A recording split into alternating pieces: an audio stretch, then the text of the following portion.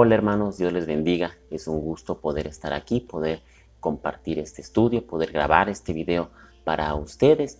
Y vamos a hablar el día de hoy acerca de dos ordenanzas de la iglesia. Estas son el bautizo y la Santa Cena. Vamos a tratar de explicar un poco acerca de el bautizo, en qué consiste, y también la Santa Cena, cuál es el propósito, quiénes deben de tomarla. Vamos a tratar de entender la importancia de estas dos ordenanzas para los hijos de Dios y cuáles son las diferencias, y quizás un poco de entender cuál es el propósito de cada una para la vida del cristiano. Espero no sea un video muy largo y podamos tratar de hablar de manera muy clara y explicar cada uno de estos principios doctrinales para la iglesia. Les voy a pedir que busquen en sus Biblias, ahí en el libro de Mateo 28, capítulo 19. Vamos a hablar acerca de cuál es el significado del bautismo. Y en el Nuevo Testamento nos enseña y se habla en repetidas ocasiones que deben de ser bautizados solamente aquellas personas que ya son creyentes, y que han creído en el Señor y Salvador Jesucristo. El bautismo no puede salvar, ni siquiera completa la salvación, porque Jesucristo es suficiente como Salvador. Y vamos a hacernos una pregunta. ¿Cuándo debe ser bautizado el creyente? Para eso vamos a leer Mateo 28, 19. Dice su palabra: por tanto, id y haced discípulos a todas las naciones, bautizándolos en el nombre del Padre y del Hijo y del Espíritu Santo. El orden aquí es muy importante. Jesús mandó que las personas fueran hechas primeramente discípulas en Él, antes de ser bautizadas. Entonces, este pasaje de la Biblia nos enseña que antes de bautizarse, uno debe haber tomado la decisión personal de seguir a Jesús. Vamos a ver lo que dice ahí, Hechos 2:41. Así que los que recibieron su palabra fueron bautizados y se añadieron aquel día como 3,000 personas. Este pasaje nos relata lo que ocurrió en el día del Pentecostés. Cuando el apóstol Pedro termina su predicación, los que recibieron su palabra fueron bautizados y se añadieron aquel día como 3,000 personas. La expresión recibir la palabra da la idea de escuchar el mensaje, de entenderlo y de estar de acuerdo con él. Esto nos indica que es un requisito para ser bautizado el haber oído, el haber entendido y aceptado el mensaje de salvación de Jesucristo. Por eso las personas que son bautizadas son aquellas que ya han entendido, que han aceptado y que han creído en el Señor Jesucristo como Señor y Salvador de su vida. Y esto que nosotros acabamos de leer, entonces contradice aquella práctica de bautizar a los bebés y a los niños muy pequeños. Otra pregunta que quizás tenemos: ¿cómo debe ser la práctica del bautizo en el creyente?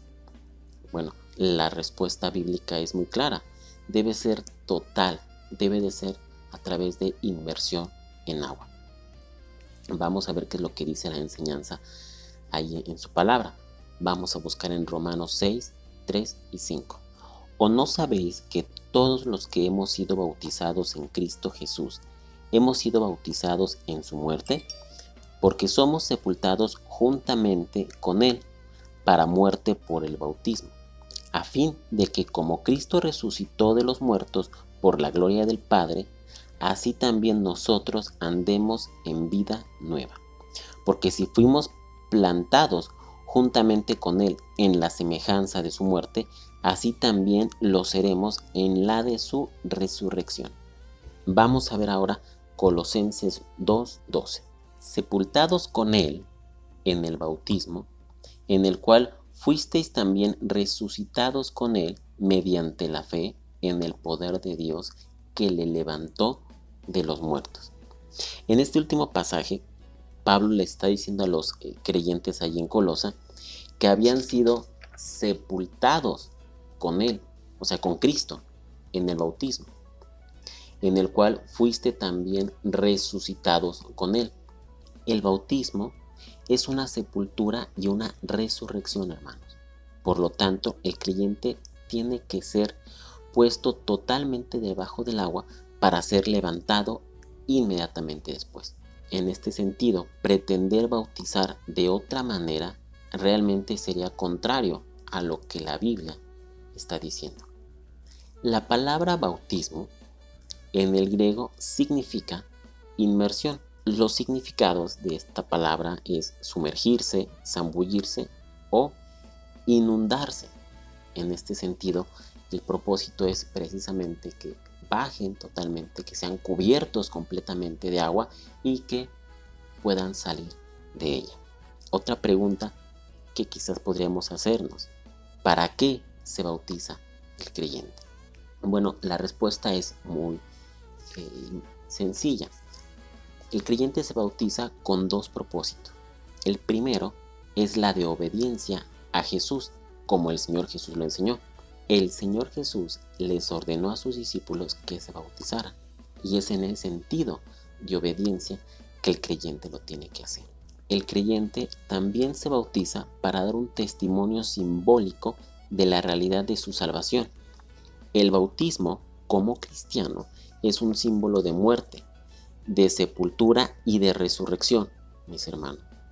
Así es que al ser puesto bajo del agua y al ser levantado nuevamente, el creyente está testificando que la base de su salvación es la muerte y la resurrección. Vamos a leer Romanos 4:25. El cual fue entregado por nuestras transgresiones y resucitado para nuestra justificación. Primera de Corintios 15, 3 y 4. Porque primeramente os he enseñado lo que asimismo recibí, que Cristo murió por nuestros pecados conforme a las Escrituras, y que fue sepultado y que resucitó al tercer día conforme a las Escrituras.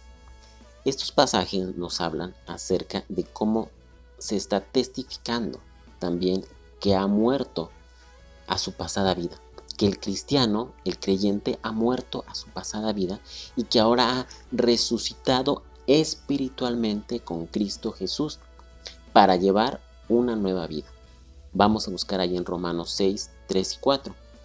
¿O no sabéis que todos los que hemos sido bautizados en Cristo Jesús hemos sido bautizados en su muerte? Porque somos sepultados juntamente con Él para muerte por el bautismo, a fin de que como Cristo resucitó de los muertos por la gloria del Padre, así también nosotros andemos en vida nueva. Ser sepultados, ser muertos y resucitar. Ese es el simbolismo, mis hermanos, del bautismo, como el Señor Jesús. Otra pregunta importante quizás nos hacemos: si hemos nosotros dado testimonio o si ya damos nosotros testimonio a través del bautismo. Si tú no lo has hecho, si hoy a lo mejor te preguntas: yo he creído, he aceptado a Jesucristo como Señor y Salvador de mi vida y no me he bautizado, te invitamos a que tomes la decisión y en la primera oportunidad en tu iglesia, en nuestra iglesia, te bautices. Mis hermanos, tomes esa decisión y bajes a las aguas bautismales. Ahora bien, esto es con respecto al bautismo. Vamos a hablar acerca de otra ordenanza, de la segunda que les comentaba, y esta es de la Santa Cena, y que fue instituida por Jesús la noche que fue entregado. Vamos a buscar ahí en 1 de Corintios 11, 23. Porque yo recibí del Señor lo que también os he enseñado, que el Señor Jesús, la noche que fue entregado, tomó pan. Los 4 evangelios, mis hermanos, y esta parte aquí en Corintios que narra Pablo, nos hablan acerca de esta historia, acerca de la Santa Cena o de la Última Cena. Lo podemos encontrar ahí en Mateo 26, en Marcos 14, en Lucas 22, en Juan 13 y esta parte de 1 Corintios 11. Y quizás tú en tu casa ahí podrías leer estas porciones de la Biblia y meditar en ellas durante la semana. Y bueno, recordemos que el pan y el cordero de la Pascua para los judíos representaba simbólicamente el sufrimiento de sus padres y el milagro del éxodo que habían padecido. Jesús reemplazó la Pascua para sus seguidores en aquella noche como un acto simbólico con esta Santa Cena. Jesús dijo: este es mi cuerpo y esta es mi sangre, antes de la resurrección. Cuando estaba sentado con sus discípulos y estaba sentado con ellos, estas fueron las palabras que les dijo. Pero habló de manera simbólica y no de manera literal.